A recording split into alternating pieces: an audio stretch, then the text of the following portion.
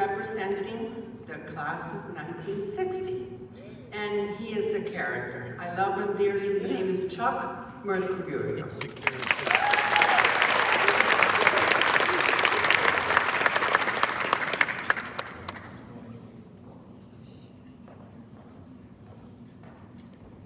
It took me 62 years to get back on this stage.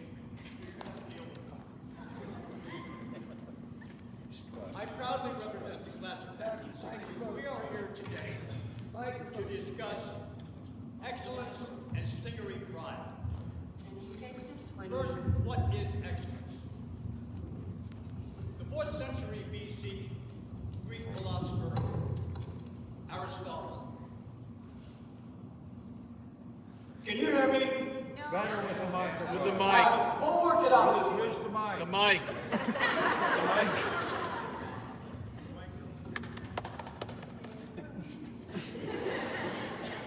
The 4th century BC scholar, Aristotle, once was reported to have defined excellence thusly: we are what we repeatedly do. Excellence, therefore, is a habit. Excellence is a habit. Interestingly, Aristotle never said that.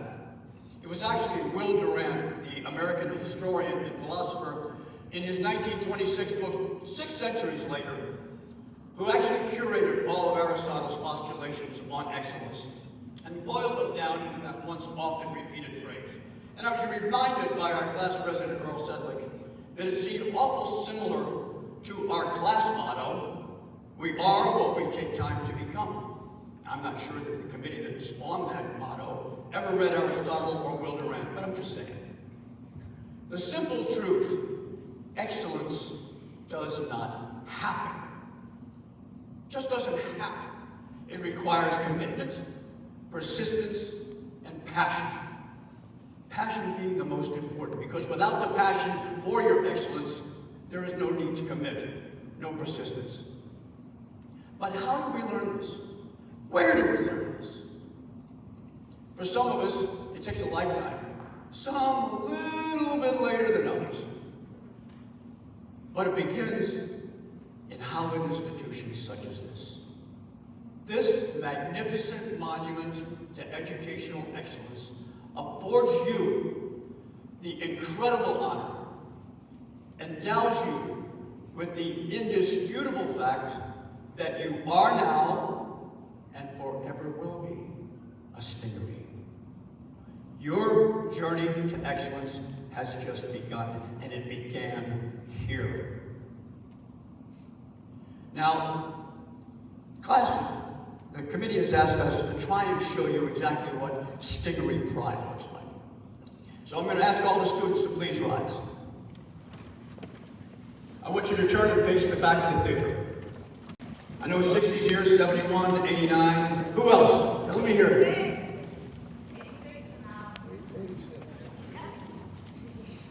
Stingery pride looks like Dr. Carlos Suarez, whose commitment to medical excellence enabled him to become a world-class surgical oncologist. Stingery pride looks like Wilfredo Gort, whose commitment to public service drove him to become the longtime commissioner, one-time mayor of the city of Miami. Stingery pride looks like that force of nature that's Fred Darwick, Corey Sabran, and their commitment and passion for our alma mater and the Alumni Association and all of the projects that they undertake, including getting 25th Avenue outside this island renamed Stingery Boulevard. Stingery pride looks like Benny Valdez, whose passion for education and commitment to excellence allows him to pay his blessings forward every day as your principal. It looks like Dr. Jose Dotas, who couldn't make it today, but whose commitment to educational excellence drove him to become the superintendent of the Miami-Dade County Public Schools. The tales of Stingery excellence abound ad infinitum. And here's a bit of Stingery trivia for you to remember the next time you open your laptop or boot up your computer. You can proudly recall that the inventor of the first commercially successful computer was a stingaree. Dr. Ed Roberts, class of '59, known as the father of the personal computer. Stingaree excellence and stingaree pride, all right, abound. They are what has driven a multitude of stingaree alumni through the years to become doctors, lawyers, educators, senators, governors,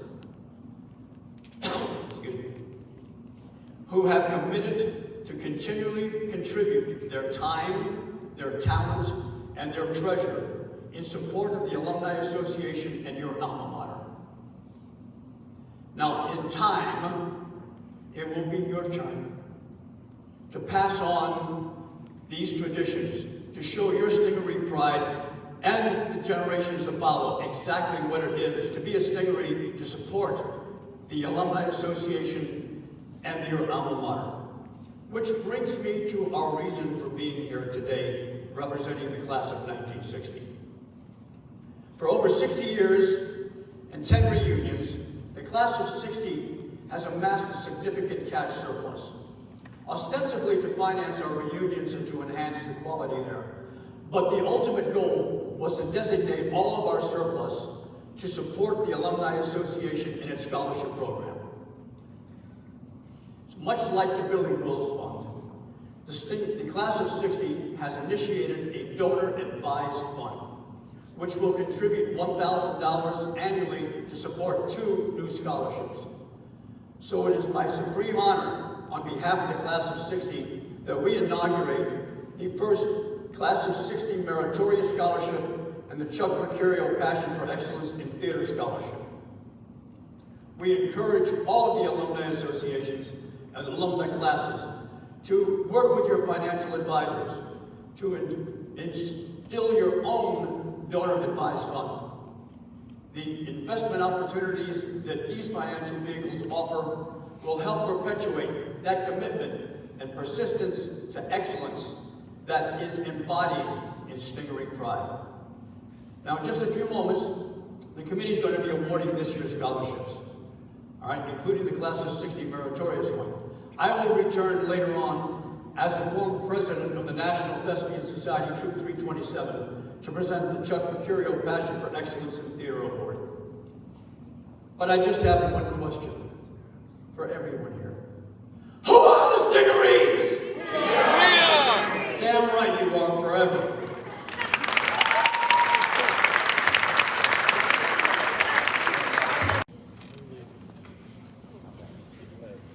Corey gave me the envelope, and since this is a drama award,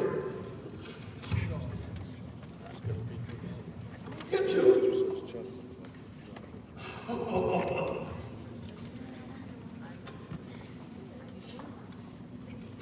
First young lady has been here before. Would Emily Joseph please come on?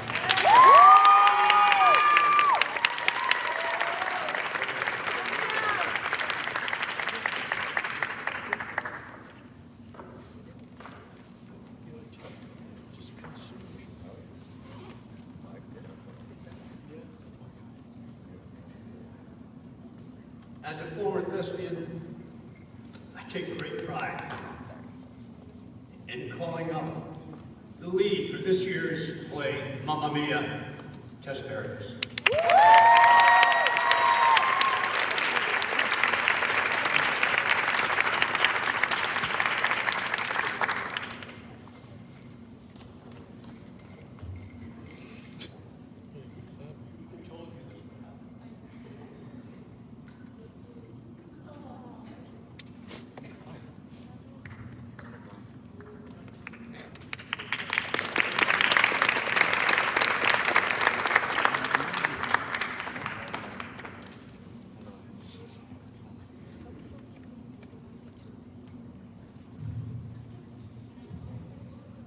Okay, so